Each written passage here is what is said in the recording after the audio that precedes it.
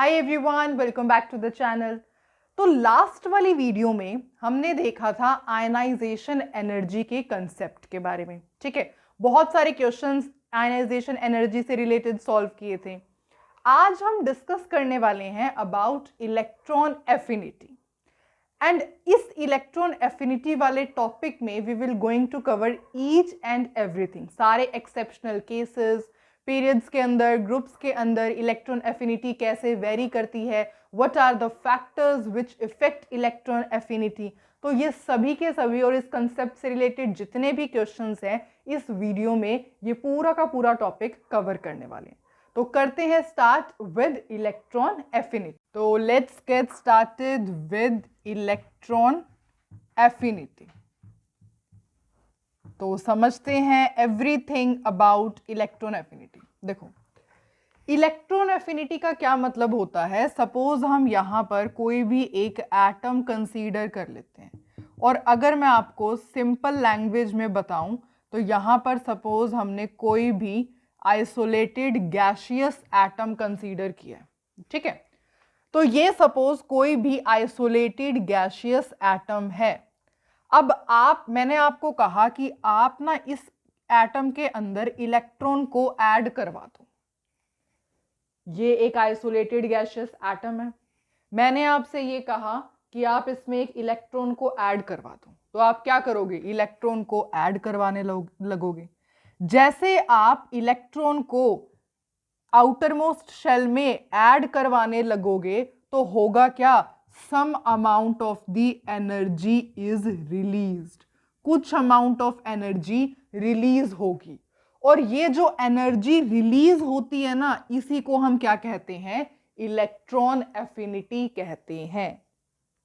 ठीक है, आप यहां पर डेफिनेशन लिख सकते हो अगर लिखना चाहो तो, बाकी ये डायग्राम इनफ है to understand the meaning of electron affinity.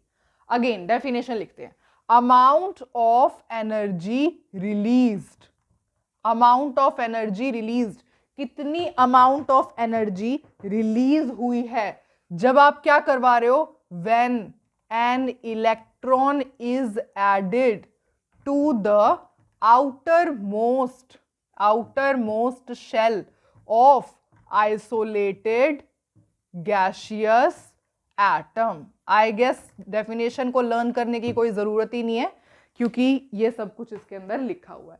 Amount of energy released when an electron is added to the outermost shell of isolated gaseous atom. तो उसको हम क्या कहते हैं, इलेक्ट्रॉन एफिनिटी कहते हैं। I hope it's clear. Okay, ठीक है। अब जो है इलेक्ट्रॉन एफिनिटी को हम की रिप्लेसमेंट में आप एक और वर्ड यूज कर सकते हो जो होता है electron gain enthalpy. Electron affinity कह लो या इलेक्ट्रॉन गेन एंथैल्पी कह लो, one and the same thing. अब आप सोचोगे सेम थिंग है तो ये दोनों वर्ड्स डिफरेंट क्यों हैं। इनमें एक हल्का सा डिफरेंस होता है। देखो, electron gain enthalpy is represented by this delta H E G. ठीक है, देखो अभी आपने थर्मोडायनेमिक्स चैप्टर नहीं किया है ना, थर्मोडायनेमिक्स चैप्टर आपके +1 में आएगा, डोंट वरी। थर्मोडायनेमिक्स के अंदर एक टॉपिक होता है एंथैल्पी, मैं आपको बता रही हूं अभी। ठीक है, एंथैल्पी को रिप्रेजेंट किया जाता है डेल्टा एच से। इसकी डिटेल्ड वीडियो इसी चैनल पर वैसे अपलोडेड है। ठीक है, एंथैल्पी जो है मतलब थर्मोडायनेमिक्स बहुत ज़्यादा इंपॉर्टेंट चैप्टर है, तो उसके ऊपर हम बात करेंगे बाद में। लेकिन बस मेरा आपको बताने का मतलब सिर्फ ये है कि एंथैल्पी को रिप्रेजेंट किया जाता है डेल्टा एच, तो डेल्टा एच लिखा। इलेक्ट्रॉन गेन, तो इस वजह से ये सिंबल हम इलेक्ट्रॉन गेन एंथैल्पी के लिए यूज करते हैं। क्लियर, ठीक है। और इलेक्ट्रॉन एफिनिटी को हम जनरली अपनी शॉर्ट फॉर्म में जल्दी जल्दी लिखने के लिए ई से लिख देते हैं। ठीक है, तो होता क्या इन दोनों के बीच में रिलेशन कि जो डेल्टा एच ई जी है is equals to minus of E ए।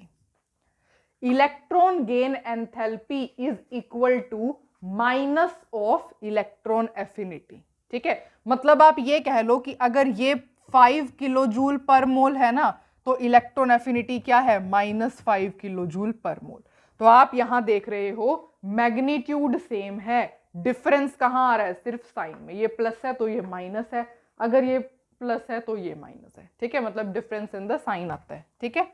तो ये दोनों टर्म्स में डिफरेंस क्या होता है, एक्सचेंजेबली यूज की जा सकती हैं, ये आप देख सकते हो, ठीक है। ओके, तो इसका मतलब हम ऐसे कह सकते हैं इलेक्ट्रॉन एफिनिटी या इलेक्ट्रॉन गेन एंथैल्पी को, कोई भी हमने यहाँ एलिमेंट लिया बट गैसियस फॉर्म में होना जरूरी है, उसके अंदर इलेक्ट्रॉन को ऐड करवाना है, it will be converted to a negative which must be in the gaseous form. तो जो भी इस एनर्जी को एकम्प्लिश करेगा उसको हम क्या कहते हैं, इलेक्ट्रॉन एफिनिटी कहते हैं या इलेक्ट्रॉन गेन एंथैल्पी कहते हैं, ठीक है, क्लियर, ओके।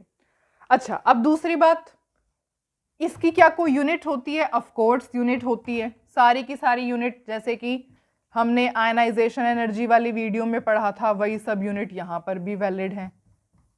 ये सारी यूनिट जो होती हैं, इलेक्ट्रॉन वोल्ट पर एटम, किलो जूल पर मोल, किलो कैलोरीज पर मोल, ये सारी यूनिट्स आप यूज कर सकते हो इलेक्ट्रॉन एफिनिटी या इलेक्ट्रॉन गेन एंथैल्पी के लिए, ठीक है, ओके। अच्छा, अब एक बात मैं आपको पूछूंगी, वो है ये, हम डिफरेंस क्लियर करते हुए चलेंगे। देखो, मैंने यहां ये रिएक्शन लिख दी, एफ के अंदर फ्लोरीन के अंदर एक इलेक्ट्रॉन ऐड करवा दिया, ठीक है। अगेन मैंने यहां पर ये रिएक्शन लिख दी। सबसे पहले मेरे को ये बताओ देख करके, क्या इन दोनों रिएक्शन में कोई डिफरेंस दिख रहा है आपको? कोई डिफरेंस नहीं दिख रहा होगा, है ना, कोई डिफरेंस नहीं है, एज इट इज है, ठीक है। अब होता क्या है, यहां पर अगर हम बात करें, यहां पर डेल्टा एच ई जी लिख दें, यहां पर इलेक्ट्रॉन एफिनिटी लिख दें, तो होगा क्या, जो डेल्टा एच ई जी होगा, यहां पर जो एनर्जी आएगी ना, वो आपकी किस फॉर्म में आएगी, नेगेटिव फॉर्म में आएगी, ठीक है। और यहां नेगेटिव है तो ये क्या हो जाएगा, एनर्जी यहां पर पॉजिटिव फॉर्म में आएगी, बस इतना डिफरेंस होता है यहां पर, ठीक है। मतलब यहां पे अगर -5 किलो जूल पर मोल है तो यहां पर 5 किलो जूल पर मोल होगी, बस सिर्फ मैग्नीट्यूड का डिफरेंस, कुछ नहीं है, सिर्फ साइन का डिफरेंस है, यहां माइनस है तो यहां प्लस है, इतना क्लियर, ओके। तो सबसे पहले हमने क्या पढ़ा अब तक इलेक्ट्रॉन एफिनिटी के बारे में, कि इलेक्ट्रॉन एफिनिटी जो होती है, अगर हम कोई आइसोलेटेड गैसियस एटम ले, उसके अंदर इलेक्ट्रॉन को ऐड करवाएं to its outermost shell, तो एनर्जी रिलीज होगी, and that released energy is known as electron affinity, ठीक है। ये यहां पर हमने इसकी डेफिनेशन लिखी, इसकी यूनिट्स लिखी, इसको और इलेक्ट्रॉन गेन एंथैल्पी कह सकते हैं, ये हमने देखा। इलेक्ट्रॉन गेन एंथैल्पी को कैसे रिप्रेजेंट किया जाता है ये देखा।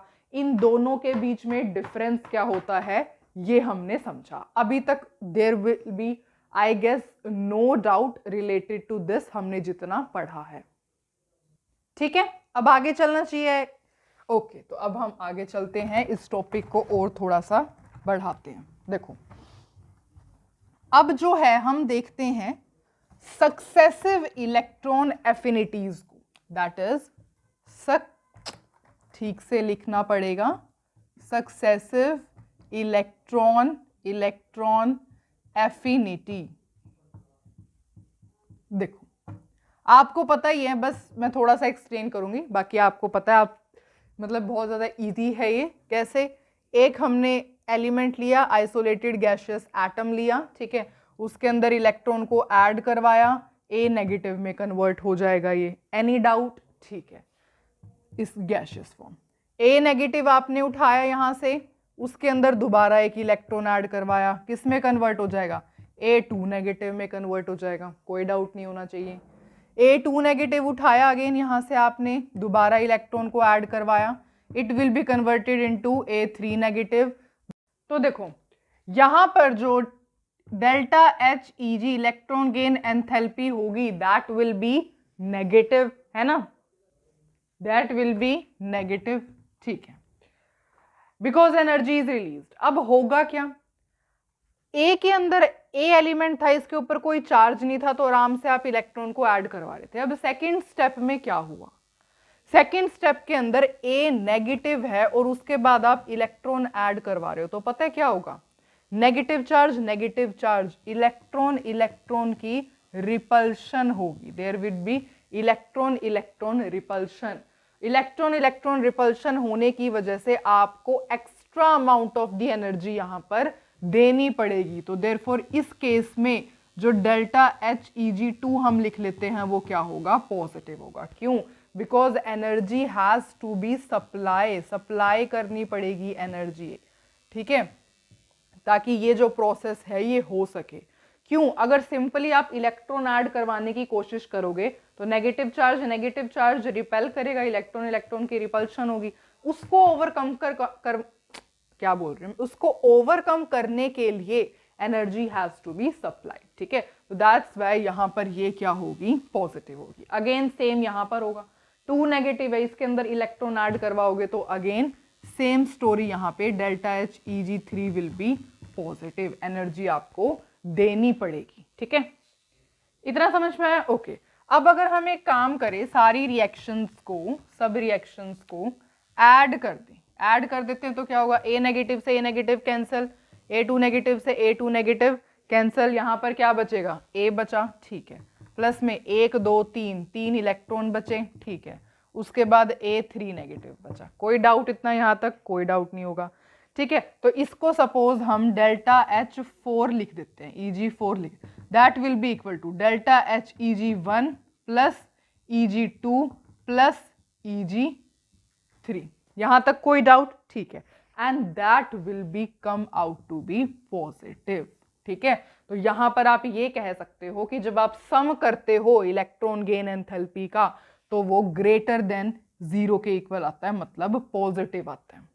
अगर यही आप कहानी इलेक्ट्रॉन एफिनिटी में देखते तो अगर आप इलेक्ट्रॉन एफिनिटी का सम करोगे 8 तो यही कहानी क्या हो जाएगी, अपोजिट आ जाएगी, दैट इज लेस देन 0 के इक्वल आ जाएगा, मतलब नेगेटिव आ जाएगा, है ना। क्योंकि हमने देखा है, हमने क्या देखा है अभी अभी, हमें ये पता है delta H Eg is equals to minus of EA, बात खत्म, ठीक है। आपने इलेक्ट्रॉन गेन एंथैल्पी का कंसेप्ट समझ लिया, इलेक्ट्रॉन एफिनिटी का। ये पॉजिटिव आई है तो ये नेगेटिव ही आएगी, क्यों? क्योंकि आपको पता है दोनों के साइंस अपोजिट होते हैं।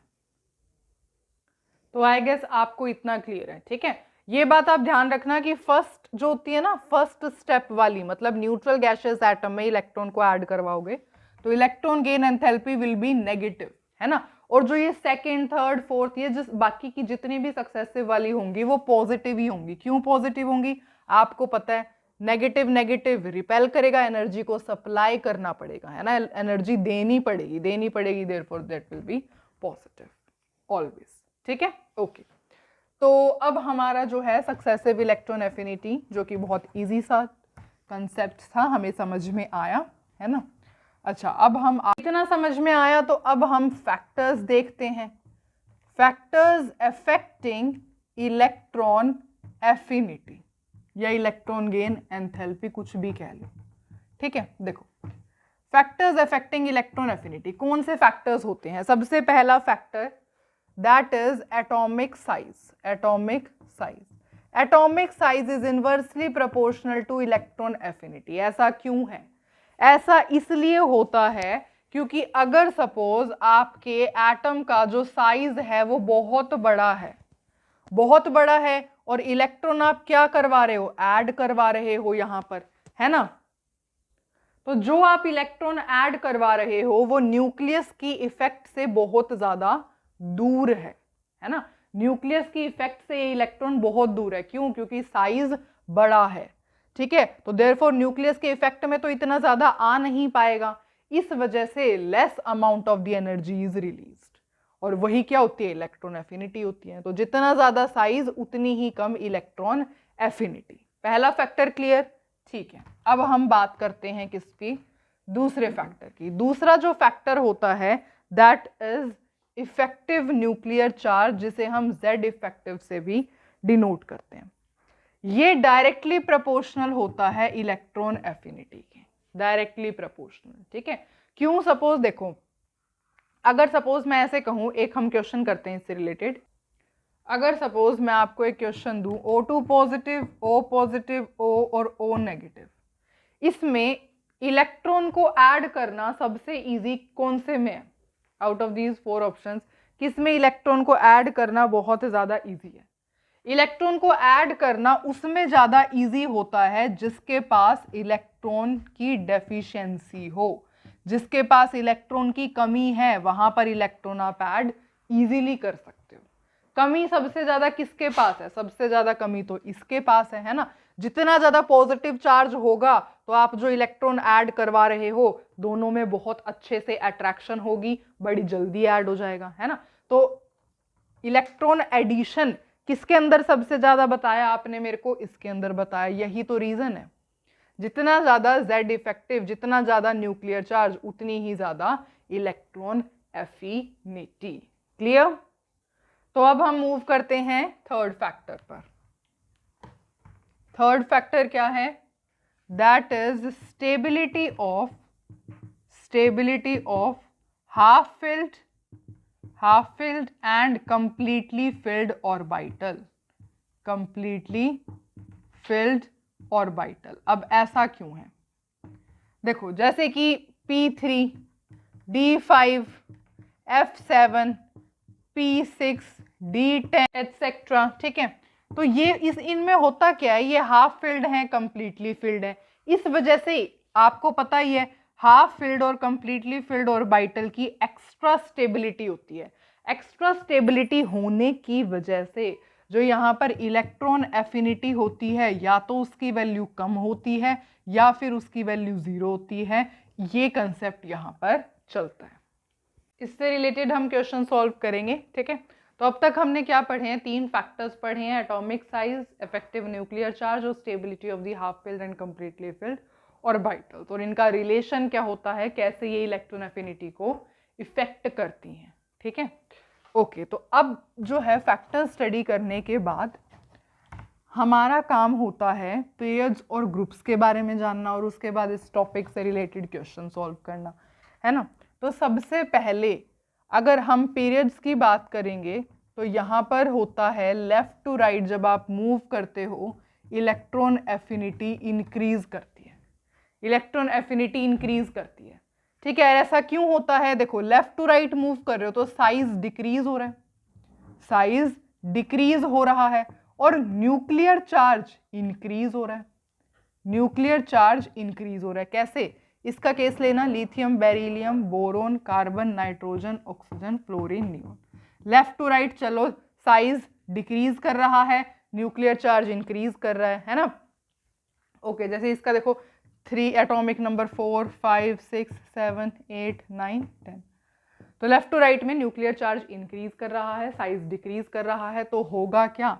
साइज छोटा है। साइज छोटा होने की वजह से जो यहाँ पर आप इलेक्ट्रॉन को ऐड करवा रहे हो वो किससे अट्रैक्टेड होगा? न्यूक्लियस से बहुत जल्दी अट्रैक्ट हो जाएगा, और इसी वजह से इलेक्ट्रॉन एफिनिटी इंक्रीज कर जाएगी। या फिर आप ऐसे कह सकते हो more negative will be electron gain enthalpy, ठीक है। ओके, तो अब हमने ये कंसेप्ट सीख लिया पीरियड्स के अंदर होता क्या है, जनरल ट्रेंड क्या रहता है, लेफ्ट टू राइट होने पे रीजन समझ लिया, ठीक है। ओके, तो अकॉर्डिंग टू रूल तो इस क्वेश्चन का अगर हम आंसर करें तो इलेक्ट्रॉन एफिनिटी का ऑर्डर तो ये होना चाहिए, है ना। लेफ्ट टू राइट अगर आप मूव करोगे तो इलेक्ट्रॉन एफिनिटी मस्ट इंक्रीज, और उसके बाद ऑर्डर तो ये हो जाना चाहिए, पर ऐसा ये ऑर्डर होता नहीं है। This is not the correct order, and why is it so, ये हम देखते हैं। देखो, सबसे पहली बात यहां पर आपके पास आई है न्यून। पहले तो सबकी इलेक्ट्रॉनिक कॉन्फ़िगरेशन लिख लो, ठीक है। देखो, इसका क्या है? 1s2 2s1, 1s2 2s2, 1s2 2s2 2p1। यहां पर 2p2 हो जाएगा, 2p3 हो जाएगा, आगे की सेम ही रहेगी ना, ठीक है। 2p4, 2p5, 2p6। अब आ जाओ, अभी जो आपने फैक्टर्स पढ़े उसके बेसिस पे क्या आप कुछ आइडेंटिफाई कर पा रहे हो? बिल्कुल कर पा रहे हो। ये क्या है? Completely filled orbital. और कहां दिख रहा है आपको? नाइट्रोजन का केस ले लो, ये क्या है? Half filled. This is half filled orbital. P3 है ना, यहाँ पे P6 है। ओके, नेक्स्ट है आपको ये दिख रहा है 2s2, that is completely filled. यहां लिख देती हूं कंप्लीटली ये फिल्ड। ठीक है, इसका मतलब क्या है कि ये हाफ फिल्ड है, कंप्लीटली फिल्ड जो है इनकी इलेक्ट्रॉन एफिनिटी कम है ना, इलेक्ट्रॉन एफिनिटी लेस होती है या जीरो होती है, तो इनकी इलेक्ट्रॉन एफिनिटी कम है। तो नियॉन है कंप्लीटली फिल्ड, उसके बाद आएगा आपका नाइट्रोजन और उसके बाद आएगा आपका बेरिलियम। इतना ऑर्डर आपको आई गेस समझ में आ गया। इन सब की ही इसकी कंप्लीटली फिल्ड है, ऑर्बिटल इन दोनों की, इसकी भी कंप्लीटली फिल्ड है, इसकी हाफ फिल्ड है। ठीक है, और होगा क्या, इस तरीके का ऑर्डर बन जाएगा। क्यों? क्योंकि इनकी लीस्ट होगी because they have completely filled और हाफ फिल्ड ऑर्बिटल्स। अब क्वेश्चन आपके माइंड में ये आ सकता है कि नाइट्रोजन और बेरिलियम में से बेरिलियम की इलेक्ट्रॉन एफिनिटी ज़्यादा क्यों है? बेरिलियम की इलेक्ट्रॉन एफिनिटी ज़्यादा इसलिए है क्योंकि यहाँ पर 2s, जो s ऑर्बिटल होती है ना, s ऑर्बिटल के अंदर इलेक्ट्रॉन को ऐड करना इजी है, electron can be added easily.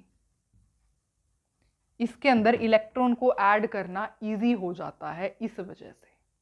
ठीक है, क्योंकि s ऑर्बिटल कहाँ होती है, न्यूक्लियस के बिल्कुल क्लोज होती है ना s ऑर्बिटल, तो s और मतलब इन दोनों में अट्रैक्शन हो जाएगी, therefore electron can be added easily, इस वजह से ये ऑर्डर रहा है। ठीक है, ओके।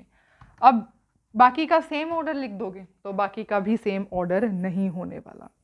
ठीक है, ऐसा क्यों होगा? ऐसा इसलिए होगा, ये जो लिथियम होता है ना, लिथियम यहाँ पे एक अलग सी प्रॉपर्टी शो करता है। कैसे?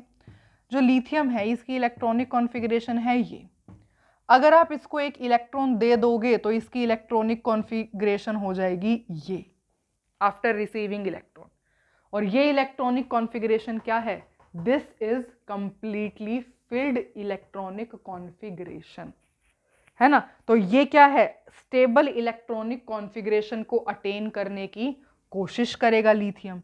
इस वजह से जो बोरोन और लिथियम को अगर आप कंपेयर करोगे तो लिथियम की जो इलेक्ट्रॉन एफिनिटी होगी वो बोरोन से भी ज्यादा हो जाएगी। रीजन आपको पता चल गया, because it will try to attain stable inert gas configuration. और बाकी का ऑर्डर सेम, देखो लिथियम यहां आ गया, बेरिलियम, बोरोन, बोरोन का है, हाँ बोरोन ये है, उसके बाद क्या बचा? कार्बन, कार्बन, नाइट्रोजन यहां आ गया, उसके बाद बचा ऑक्सीजन और उसके बाद बचा फ्लोरीन। तो इस तरीके से ये this is the correct order. ठीक है, तो वैसे तो लेफ्ट टू राइट जा रहे हैं तो इलेक्ट्रॉन एफिनिटी ऐसे इंक्रीज करनी चाहिए थी, पर here are some of the exceptional cases in this period. ठीक है, इस वजह से हम जो है हमने वो समझ लिए और उनके सबके रीजन भी समझ लिए। सो नाउ हमने पीरियड्स की बात की। ठीक है, अब जो है ग्रुप्स की देखते हैं। तो जैसे लेफ्ट टू राइट मूव करने पर इलेक्ट्रॉन एफिनिटी जनरली इंक्रीज होती है, ग्रुप्स की बात करोगे तो टॉप टू बॉटम आने पर इलेक्ट्रॉन एफिनिटी डिक्रीज होती है।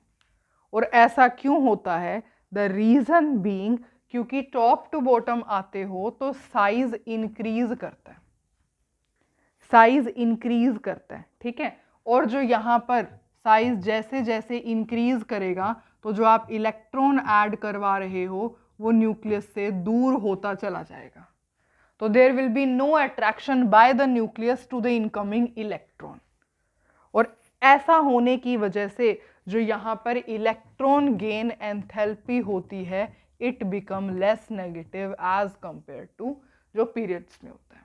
ठीक है, तो जितना इलेक्ट्रॉन दूर चला जाएगा तो न्यूक्लियस का अट्रैक्शन उससे कम हो जाएगा, तो electron gain enthalpy will be less negative या electron affinity will be less. तो ये केस होता है किसका? टॉप टू बॉटम जब हम जनरली चलते हैं। अब यहां पर भी कुछ एक्सेप्शनल केसेस हैं, और वो कौन से हैं? Group 14, group 15, group 16 and group 17। पहले तो इसके एलिमेंट्स लिखते हैं। ग्रुप 14 के elements are carbon, silicon, germanium, Sn, Pb, है ना, कैमरे में दिख तो रहे ना? नहीं, थोड़ा सा मुझे ऊपर लिखना पड़ेगा। Carbon, silicon, germanium, Sn, Pb। Group 15 के elements are nitrogen, phosphorus, arsenic, antimony, bismuth. 16 के ऑक्सीजन, सल्फर, सेल्यूरियम, टेल्यूरियम, ठीक है, फ्लोरीन, क्लोरीन, ब्रोमीन, आयोडीन। ये सब एलिमेंट्स हो गए हैं। तो अब इसमें होना क्या चाहिए? होना तो ये चाहिए कि टॉप टू बॉटम आ रहे हो तो इलेक्ट्रॉन जो एफिनिटी है वो डिक्रीज करनी चाहिए, है ना, ऐसे तो दिखेगा ही नहीं। इलेक्ट्रॉन एफिनिटी मस्ट डिक्रीज, है ना, top to bottom electron affinity सबके अंदर डिक्रीज करनी चाहिए, पर ऐसा होता नहीं है। अब यहां पर एक्सेप्शनल केसेस क्या बनते हैं,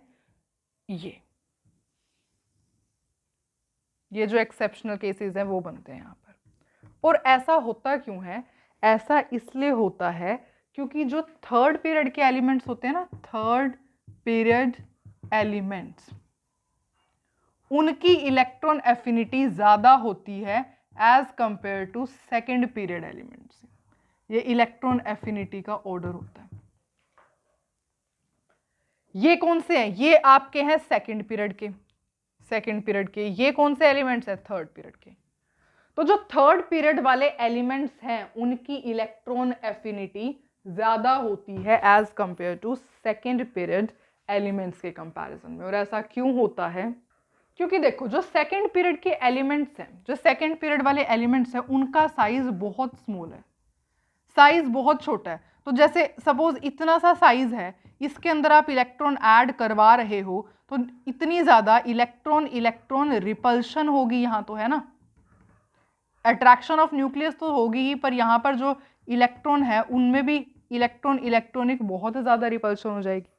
एंड इलेक्ट्रॉन इलेक्ट्रॉन रिपल्शन होने की वजह से जो आपकी इलेक्ट्रॉन एफिनिटी की वैल्यू है दैट विल डिक्रीज, वो डिक्रीज करने लग जाएगी। इसी वजह से सेकेंड पीरियड वाले एलिमेंट्स की जो इलेक्ट्रॉन एफिनिटी होती है उनकी वैल्यू कम होती है as compare to third period वाले एलिमेंट्स। ठीक है, तो किसकी ज्यादा है? थर्ड वालों की ज्यादा है। देयरफॉर कार्बन और सिलिकॉन में से सिलिकॉन की ज्यादा है, नाइट्रोजन और फॉस्फोरस में से फॉस्फोरस की ज्यादा है, ऑक्सीजन और सल्फर में से सल्फर की ज्यादा है, फ्लोरीन एंड क्लोरीन में से क्लोरीन की ज्यादा है। ठीक है, और अगर मैं आपको एक और चीज बताऊं, जो ग्रुप 16 का ट्रेंड रहता है ना, वो ये है sulphur, selenium, tellurium and then oxygen. ये है इलेक्ट्रॉन एफिनिटी का order which is based on the experimental data.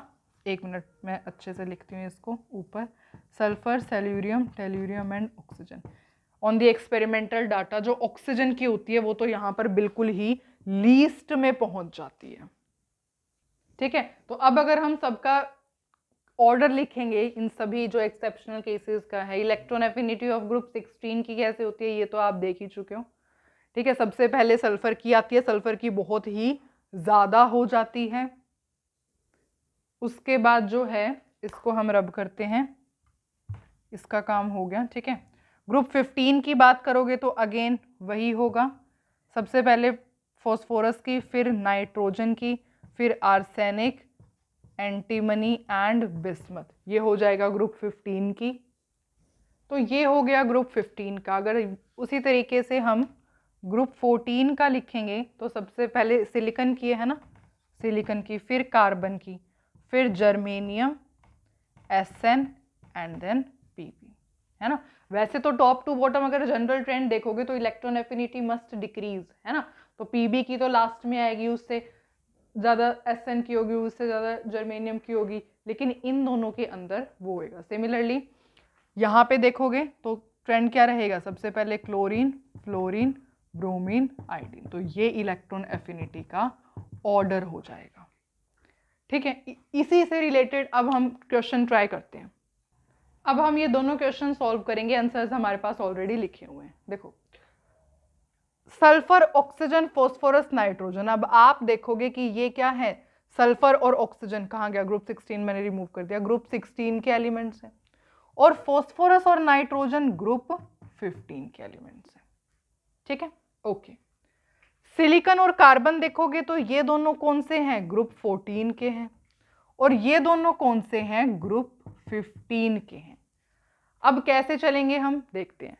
इसके लिए सबसे पहले आपको अगर मैं एक बात बताऊं तो आप फॉस्फोरस और नाइट्रोजन में से तो कर लोगे।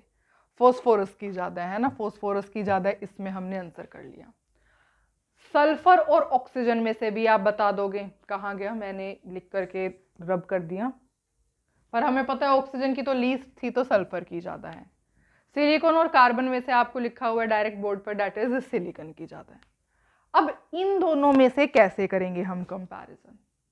तो एक्चुअली इसके बेसिस पर हमें देखनी पड़ेगी इनकी इलेक्ट्रॉनिक कॉन्फ़िगरेशन। देखो, नाइट्रोजन और फोस्फोरस, नाइट्रोजन का एटॉमिक नंबर 7, फोस्फोरस का 15, electronic configuration 1s2 2s2 2p3, यहाँ पर 1s2 2s2 2p6 3s2 3p3। आप देख रहे हो completely half filled electronic configuration है। हाफ फिल्ड होने की वजह से एक्स्ट्रा स्टेबिलिटी है, स्टेबिलिटी होने की वजह से इलेक्ट्रॉन एफिनिटी इनकी तो कम हो गई, लेस हो जाती है ना, हमने फैक्टर्स में स्टडी किया था। तो अकॉर्डिंग टू रूल तो आप क्या चलते कि देखो 15 16 14 15 16 ऐसे होते हैं। अब इसको रब करते हैं एक बार, ऐसे होता है ना, यहाँ पे ग्रुप 14 ग्रुप 15 ग्रुप 16, तो लेफ्ट टू राइट जनरली हम क्या देखते हैं, left to right electron affinity increase होती है ना। तो ग्रुप 16 15 के कंपैरिजन में, ग्रुप 16 और 15 के कंपैरिजन में ग्रुप 16 की ज़्यादा होनी चाहिए थी। बाय चांस आपका आंसर सही आ गया, ग्रुप 16 की ज़्यादा है। लेकिन ग्रुप 14 और 15 को कंपेयर करोगे, ग्रुप 14 और 15 को कंपेयर करोगे तो 15 की ज़्यादा होनी चाहिए थी, पर ऐसा नहीं हुआ, ग्रुप 14 की ज़्यादा है।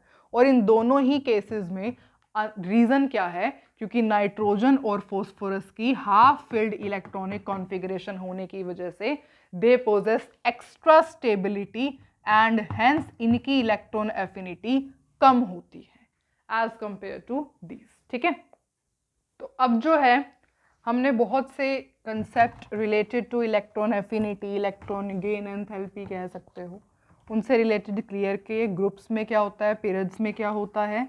एंड अब हमारी बारी आती है क्वेश्चंस को सॉल्व करने की। तो अब हम इस टॉपिक से रिलेटेड सॉल्व करेंगे क्वेश्चंस।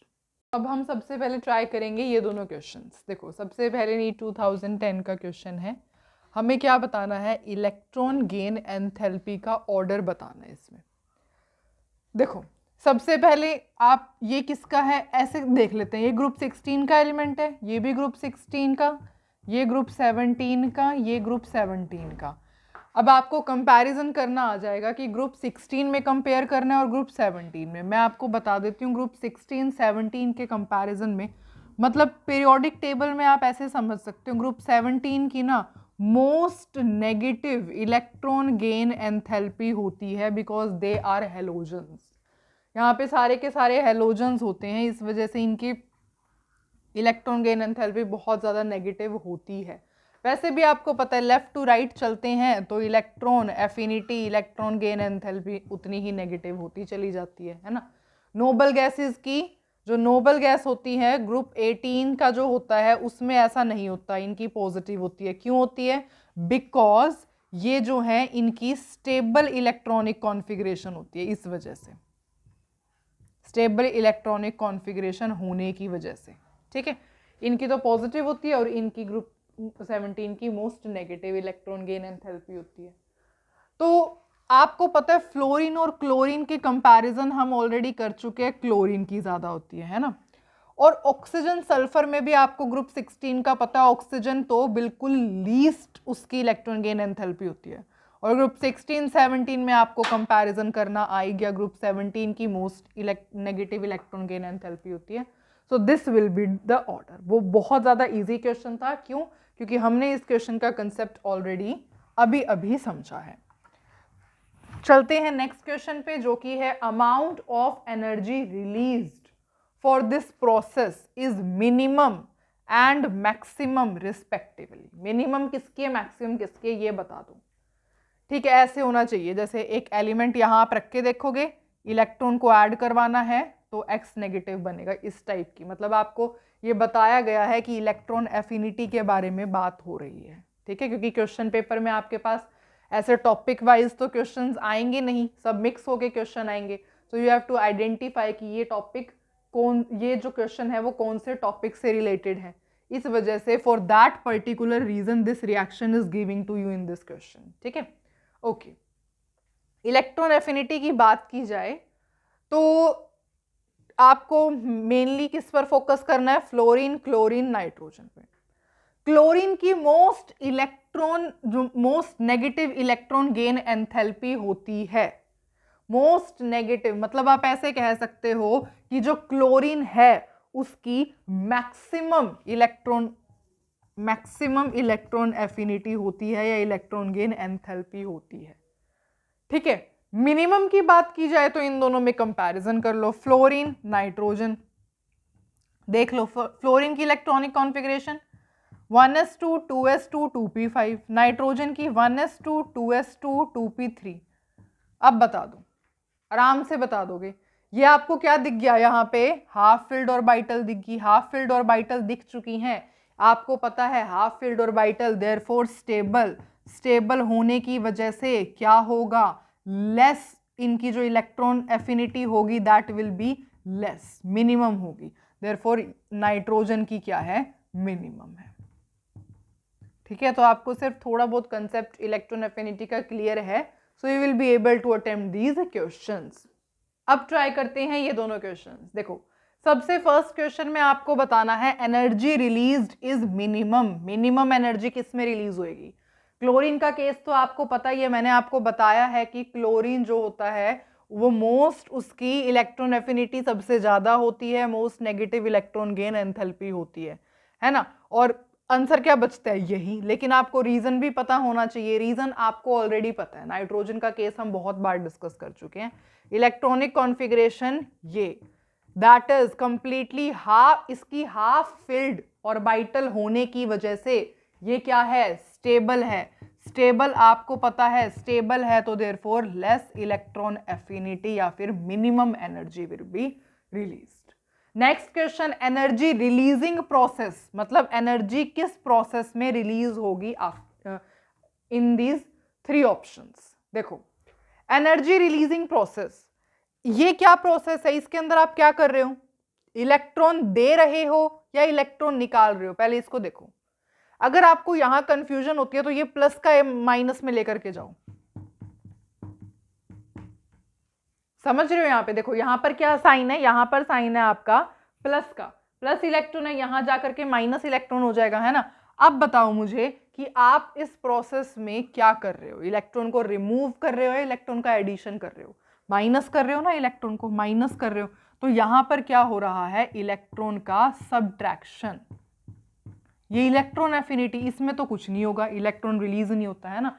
इलेक्ट्रॉन का सबट्रैक्शन या फिर ऐसे कह सकते हो removal of electron. Removal of electron कौन सी प्रॉपर्टी होती है, आयनाइजेशन एनर्जी, है ना। रिमूवल ऑफ इलेक्ट्रॉन में एनर्जी रिलीज नहीं होती, एनर्जी देनी पड़ती है। यहाँ पे इसकी बात करोगे तो यहाँ इलेक्ट्रॉन ऐड करवा रहे हो, हाँ जी, इलेक्ट्रॉन का एडिशन हो रहा है। इलेक्ट्रॉन का एडिशन में आपको एनर्जी क्या होती है, हमेशा एनर्जी इज रिलीज। तो ये तो आंसर है, आपको आंसर पता लग गया। ये और देख लेते हैं, यहां पर भी इलेक्ट्रॉन का एडिशन हो रहा है, here also electron is being added. पर ऐड किस में करवा रहे हो, ओ नेगेटिव में। ओ नेगेटिव में आप इलेक्ट्रॉन ऐड करवा रहे हो। मैंने आपको बताया था ये क्या है, नेगेटिव चार्ज, और आप ऊपर से नेगेटिव चार्ज का इलेक्ट्रॉन रिपल्शन होगा, एनर्जी रिलीज नहीं होगी, एनर्जी देनी पड़ेगी, एनर्जी की सप्लाई करनी पड़ेगी, तब जाके ये होगा। ठीक है, तो यहां पे इलेक्ट्रॉन ऐड तो करवा रहे हो पर इस प्रोसेस में आपको एनर्जी देनी पड़ेगी। क्यों, क्योंकि नेगेटिव नेगेटिव रिपेल करेंगे, इलेक्ट्रॉन इलेक्ट्रॉनिक रिपल्शन होगी, और उस रिपल्शन को ओवरकम करने के लिए you have to give the energy. तो यहां पर हमें बताना था energy releasing process. Energy releasing process सिर्फ और सिर्फ यही है, क्योंकि फर्स्ट ऑप्शन में इलेक्ट्रॉन का रिमूवल किया जा रहा है, कोई एनर्जी रिलीज नहीं होती। यहाँ पे एनर्जी रिलीज हो रही है, इलेक्ट्रॉन का एडिशन तो यहाँ पर भी हो रहा है, पर we have to give energy to overcome the repulsion between electrons. इतना क्लियर दोनों क्वेश्चंस।